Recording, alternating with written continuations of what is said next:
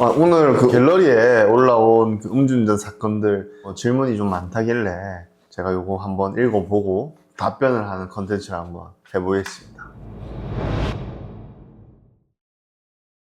음주 초범 인사사고 수치가 0.218이고 전치 6주에 골절 2군데 수술까지 하셨네요. 합의 넣었고 이건 무조건 일단 재판으로 갑니다. 요즘에는 0.2가 넘으면 사고가 없어도 재판으로 좀 보내는 경우가 있어요. 그래서 이거는 사고까지 있었기 때문에 재판으로 가고, 단순히 교통사고처리특례법 위반이 아니고 수치가 굉장히 높기 때문에 특정 범죄 가중처벌 등에 관한 법률 위반, 위험운전 치상 이렇게 의율이 될 확률이 높습니다. 이게 합의가 계속 안 되면 적어도 피해 금액 상당 예상되는 위자료 수준을 형사홍탁을 해야 되고, 그 다음에 종합보험 가입되어 있으셔도 면책금으로 다 납부를 하셔야 되기 때문에 보험사에다가 면책금 다 납부한 내역들을 법원에다 제출할 필요가 있겠죠. 이거는 실형이 나와버릴 수도 있는 사안이라고 보여져요. 전치 6주이기 때문에 어떻게든 양형 자료를 잘 모으고 합의에 끝까지 힘을 써보시는 게 좋습니다. 합의가 안 될 경우를 대비해서 보통 전치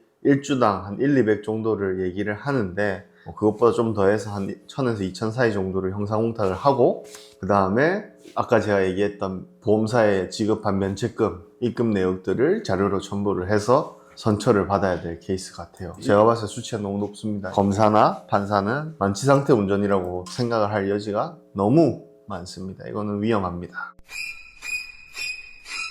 이거는 욕설이 있는 글이긴 한데, 음주운전 땡땡 이거 땡 같네. 이거는 질문이 아니네요. 이거는 아주 화가 나셨습니다.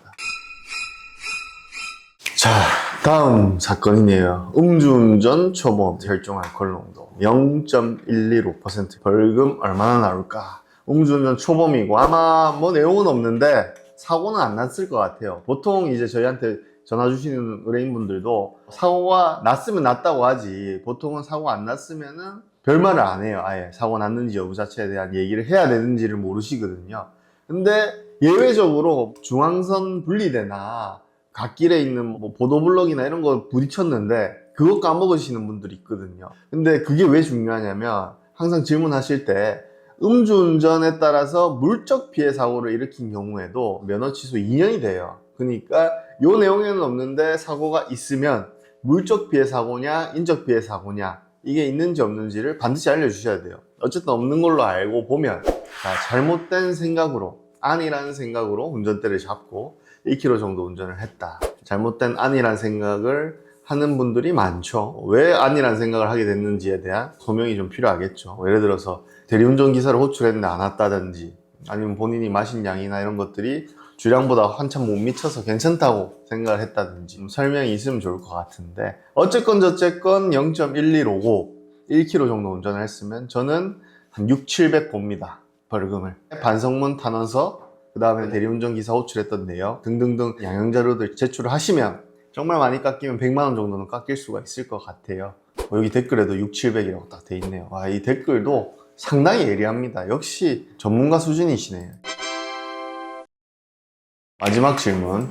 형들, 나 어제 2번째 단속 걸렸는데 도와줘. 처음에 걸린 건 12년 전에 걸리고 어제 0.147로 단속 걸렸는데, 12년 전 범죄면은 우리가 흔히 얘기하는 윤창호법, 그러니까 가중처벌로 인한 법 규정은 적용이 안 돼요. 근데 없는 거랑 같다라고 보면 안 됩니다. 12년 전에 걸렸으니까 초범이나 다름없다네, 이거는 제가 봤을 때 조금 틀린 말입니다. 12년 전이면 조금 애매해요. 면허 취소를 하는 그 행정처분의 기준은 최근 10년이 아니고 2001년 6월 30일 이후로 2번 이상 했는지 안 했는지가 기준이 되는 거예요.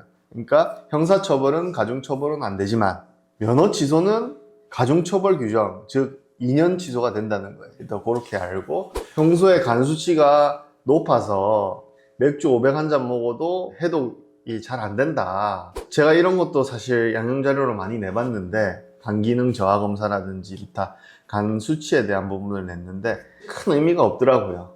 왜냐하면은 간 기능 검사라는 게 사실은 전날이나 뭐 전전날까지 술 많이 마시고 가면은 간 기능이 당연히 떨어지게 나와요. 이거를 검사님이나 판사님이 모르지도 않을 뿐더러 간 수치가 남들보다 높다 해가지고 내 수치가 잘못됐다 또는 내 수치가 과도하게 나왔다라는 게 심정상으로는 이제 설득을 할 수 있겠지만 어쨌든 나와 있는 수치가 0.147로 나와 있기 때문에 큰 의미가 없습니다. 차라리 반성문 열심히 쓰고 탄원서 내는 게 나아요. 그래서 요지는 12년 전에 전과 한 번 있고 수치 0.147 사고 없고 이런 분들 같은 경우는 저는 반반 봅니다. 뭘 반반 보냐?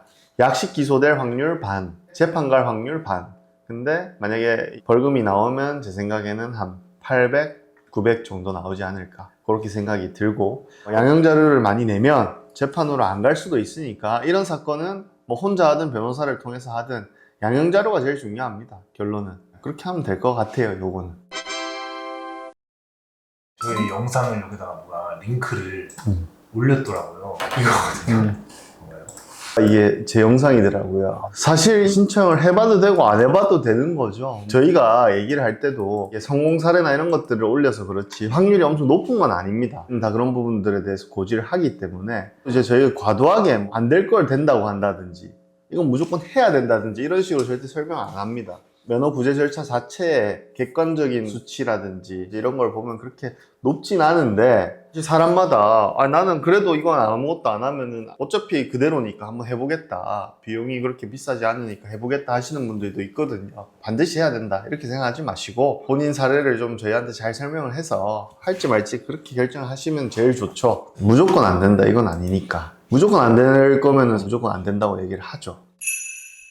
오늘 이렇게 해보니까 사실 저희한테 전화 주시는 분들하고 질문하는 그런 내용이라든지 그런 것들이 좀 비슷해요. 그렇다 보니까 제가 솔직하게 얘기를 드릴 수 있는 게 좀 많은 것 같은데 다음번에 기회가 또 되면 이 갤러리를 보고 한 번 더 또 설명을 한번 드리겠습니다. 이상입니다. 송바오였습니다.